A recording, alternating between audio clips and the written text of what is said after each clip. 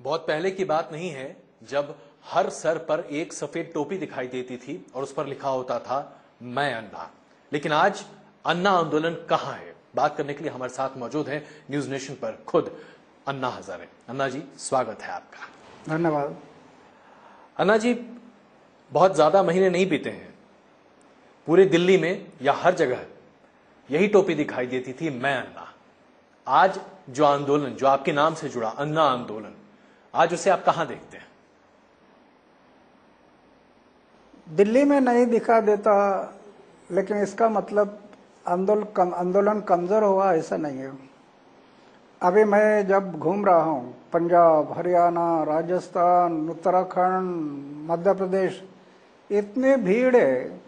और दिल्ली में जैसे आप कहा कि वो टोपी दिखाई नहीं देती, लेकिन अभी मेरे टूर में सब टोपी थी। मैं भी अन्ना हूँ जी। तो ये अभी ये आंदोलन इतना बढ़ रहा है। 3 महीना से मेरा टूर चल रहा है, दिन में 3, 4, 5 सभा होती है जी। लेकिन इतना पब्लिक होता है सभा में, तो एक आशा की किरण है। इससे लगता है कि देश में परिवर्तन आएगा। अन्ना जी, हर कोई चाहता है कि परिवर्तन हो, लेकिन जिस परिवर्तन की उम्मीद आप लगाते हैं या जिस परिवर्तन की उम्मीद आम आदमी आपसे लगाता है, वो परिवर्तन होता हुआ दिखाई नहीं दे रहा। इसकी एक बड़ी वजह क्या दिखती है आपको? वो देखने के लिए अब थोड़ा समय लगेगा। अभी लोगों को जगाना है, संगठित करना है। आज सिर्फ 5 राज्यों में 36,000 लोग एक साल इस आंदोलन के देने के लिए तैयार हो गए। एक साल 36,000। अभी उनको ट्रेनिंग दे रहे। ट्रेनिंग लेने के बाद वो अपने अपने एरिया में गांव, तहसील, जिला और राज्य स्तर पर ये काम में जुट जाएंगे। उसके बाद आपको दिखाई देगा। ये आज 36,000 है। अभी हमारा टूर चालू है, अभी कल से मेरा उत्तर प्रदेश में शुरू हो रहा है, तो और भी ये लोग बढ़ जाएंगे। हो सकता है लाख के ज़्यादा। फिर उनको हम 5 दिन का ट्रेनिंग देंगे। ट्रेनिंग के बाद ये अपने अपने गांव में, अपने अपने मोहल्ले में, अपने अपने शहर में जाएंगे और लोगों को जगाने का काम करेंगे। तो उससे लाखों, करोड़ के तादाद में लोग इसके साथ जुड़ जाएंगे।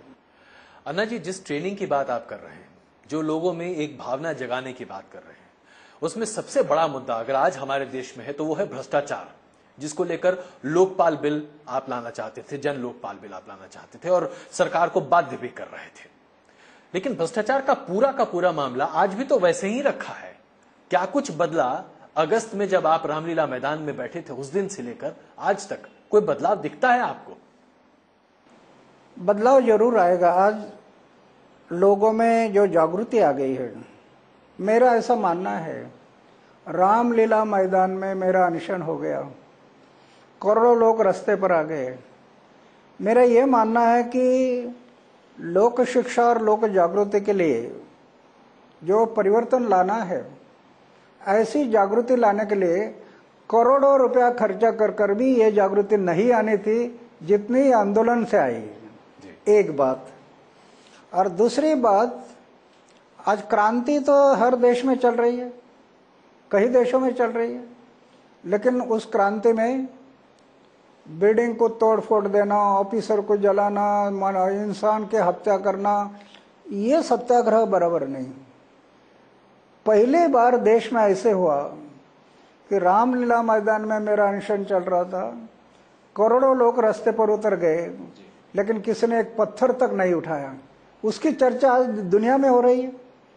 ये कोई कम नहीं है। और अभी जब ये हम लोग हर राज्यों में घूम रहे, उसमें से लोग आगे आ रहे हैं। आज 36,000 लोग एक साल के लिए आगे, कल और भी आ जाएंगे लाख के तादाद में। उससे फिर आपको दिखाई देगा। नहीं, आप बिल्कुल, आपकी भावना हम समझते हैं और हम भी चाहते हैं कि अन्ना जी, आपके जैसे लोग देश में आगे आते जाएं। लेकिन एक बड़ा सवाल है, एक बहुत बड़ा मध्य वर्ग, मिडिल क्लास आपके साथ आकर जुड़ा। अगस्त में जब आप रामलीला मैदान में बैठे, या फिर उससे पहले अप्रैल में जब आप जंतर मंतर पर बैठे थे, या दिसंबर में फिर जब आप मुंबई में बैठे थे, या फिर उसके बाद भी जब आप बैठे थे जंतर मंतर पर, वो मध्य वर्ग, मिडिल क्लास आज आपके पीछे वैसे नहीं दिखाई दे रहा है। आपको दुख होता है कि मिडिल क्लास क्यों आया और चला गया? मुझे तो दुख का कोई सवाल ही नहीं। एक मंदिर में रहने वाला एक फकीर आदमी, जिसके पास धन नहीं, दौलत नहीं, सत्ता नहीं, पैसा नहीं, सोने का एक बिस्तर और खाने का प्लेट, ऐसे होते हुए भी लाखों लोग पीछे भीड़ करते हैं, ये कम है? लाखों लोग इतना भीड़ कर रहे हैं, खास तौर पर युवक। युवा शक्ति एक राष्ट्र शक्ति है, और मेरी ऐसी धारणा है कि युवा शक्ति जाग जाए तो कल का भविष्य दूर नहीं। और इस टूर में मैं देखा, मेरी यात्रा में मैं देखा, हम एक शहर में जाने से पहले 4-5 किलोमीटर 200, 150, 100 मोटरसाइकिल तो युवकों की, तिरंगा, और इतना जोश उसमें दिखाई दे रहा है। ये एक आशा की किरण है।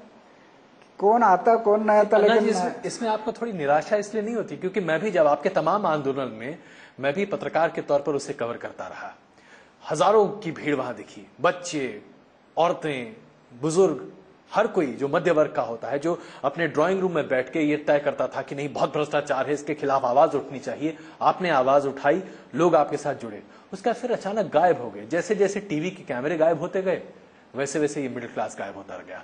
क्या आपको लगता है कि टीवी के कैमरे की वजह से ही जुड़ा था आपसे? नहीं, इस बात को तो मैं भी मानता हूं कि टीवी वालों ने हमारी मूवमेंट को दिखाना बहुत कम कर दिया, दिखाते नहीं। लेकिन जिस जिस राज्यों में मैं गया, वहां के स्थानिक चैनल लाइव और घर घर तक बात पहुंचाई, ये कम नहीं है। तो मैं उसकी चिंता नहीं करता, वो सेंट्रल में कोई दिखाए ना दिखाए उसकी मैं चिंता नहीं करता। क्यों? कि मेरे लड़के की शादी नहीं है।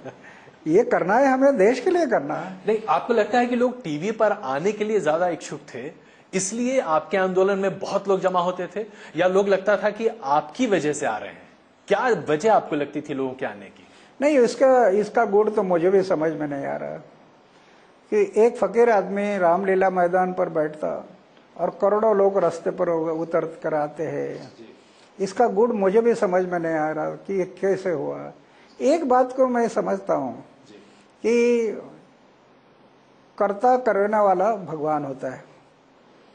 उसने हो सकता है मेरे तरफ एक उंगली दिखाई परिवर्तन के लिए, उंगली दिखाई, मैं खड़ा हो गया।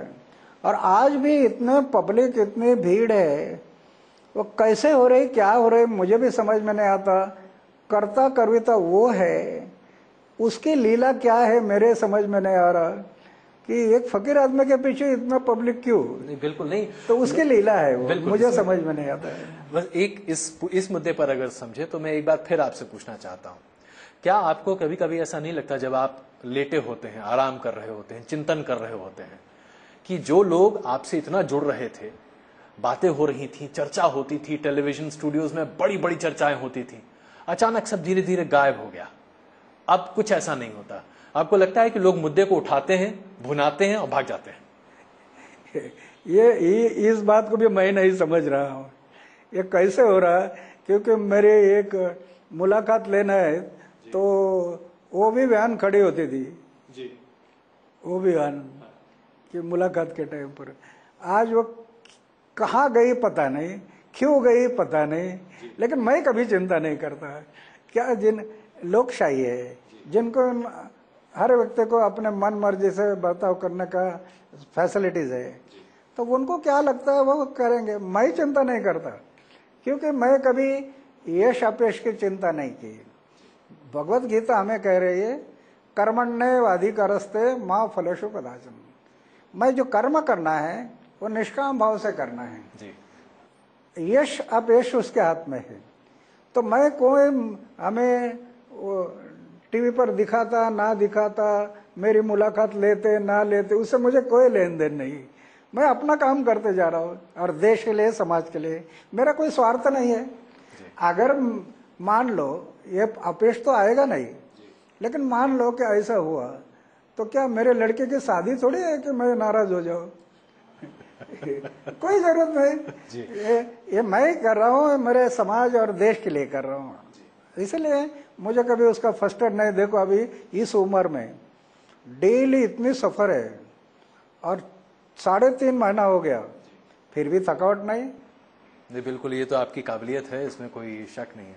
अन्ना जी, आजकल अगर हम जरा राजनीति की बात करें, चुनाव है 2014 में और उसकी तैयारी दोनों तरफ से चल रही है, चाहे यूपीए की बात कहें या एनडीए की बात कहें जहां पर है। तो अगर हम एनडीए की बात करते हैं, नरेंद्र मोदी एक बहुत बड़े चेहरे के तौर पर सामने आ रहे हैं और हर कोई मानता है कि अब बीजेपी के लिए सबसे बड़ा चेहरा नरेंद्र मोदी है।